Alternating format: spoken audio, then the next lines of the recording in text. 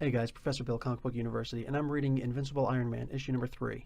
Now we start off with Stark CEO Lynch yelling at the Friday AI and Mary Jane, yes, that's Spider-Man's ex, about who's running the company because Stark is in a coma and therefore can't.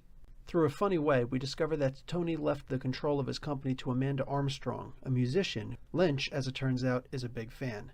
Did I mention that Tony actually found out that he was adopted and that Amanda is his biological mother? That was actually in the last Invincible Iron Man series. She's also concerned that the world will have to get by without an Iron Man, but Friday explains that this has been taken care of by Tony personally. We switch to Chi-Town, that's Chicago for those of you not in the know, where Riri is half talking, half dealing with a new Tony AI. Their relationship is actually good. On a personal note, I make it no secret that I don't actually like Tony Stark. I've read Iron Man since the 80s, and I went back and read most of the 60s and 70s comics as well.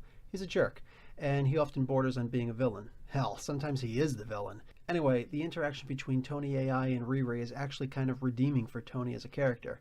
Make no mistake, I expect him to go full Skynet by issue 25, but for now, it's refreshing. Anyway, Riri goes on a butt-kicking spree, starting with the mandatory trouncing of Rhino, and a brief dealing with a huge beast, probably something from the Monsters Unleashed storyline, where she comes across Rescue. That's the superhero version of Pepper Potts, if you didn't know.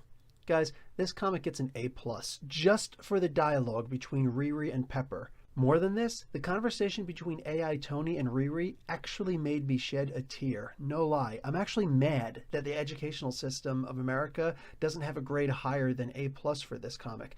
The art is perfect and the writing is, well, it's Brian Michael Bendis. What else can I say about that? Guys, this is Professor Bill, Comic Book University, class dismissed.